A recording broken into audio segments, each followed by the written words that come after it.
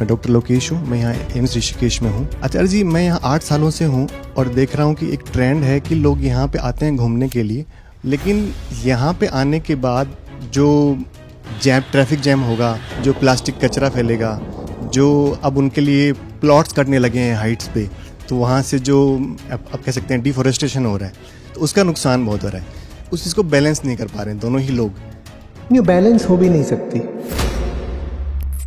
कोई तरीका नहीं है, कोई बैलेंस नहीं है कि इतने लोग यहाँ आएंगे और पर्वत बचे रह जाएंगे।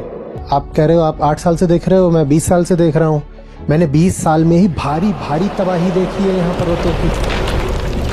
ऋषिकेश वो है ही नहीं जो 20 क्या 10 साल पहले भी होता था। कोई तरीका नहीं है कि ये यहाँ आए और पर्वत तबाह ना होंगे। अरे कैसे लोग हैं जो यहाँ आ रहे हैं, कौन से लोग हैं जो गंदी नौकरियां कर रहे हैं। अब वो जो नौकरी है उसमें उनका खून चूसा जाता है, साथ ही साथ वो शादी ब्याह करके 2-4 बच्चे पैदा करके बैठ गए हैं, तो जिंदगी झेली नहीं जाती, तो किसी तरह से एक छोटी कार खरीद ली है, तो उसको जल्दी से वो वीकेंड पर बुर्र भगा करके यहाँ ऋषिकेश में आ जाते हैं क्योंकि कहीं और जा नहीं सकते। ये आदमी जिसकी जिंदगी तबाह है, ये जब पर्वतों पर आएगा तो क्या पर्वतों को तबाह नहीं करेगा? अगर उत्तरांचल वासियों में अपने पर्वतों और नदियों के लिए प्यार हो तो एंट्री टैरिफ लगा दो, मत घुसने दो इतने लोगों को, भले ही वो बात नाइंसाफी की लगे, भले ही फिर इल्जाम लगाए जाएं कि अरे क्या गरीबों के लिए इस दुनिया में कोई जगह नहीं, क्या गरीबों को पर्वतों पर जाने का हक नहीं।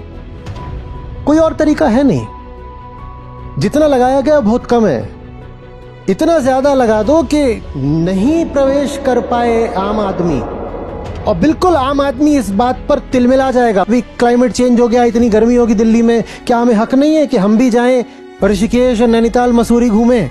बात तुम्हारी नहीं है, तुम छोटी चीज हो, तुम आए हो चले जाओगे।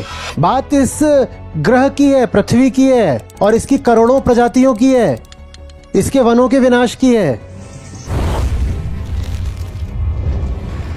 और अगर तुम्हें दिखाई दे रहा है कि तुम्हें अब दर्द हो रहा है, तो कम से कम इतना करो कि जनसंख्या और मत बढ़ाओ, तुम अपने दर्द को ही कोई सही काम करने का कारण बनाओ।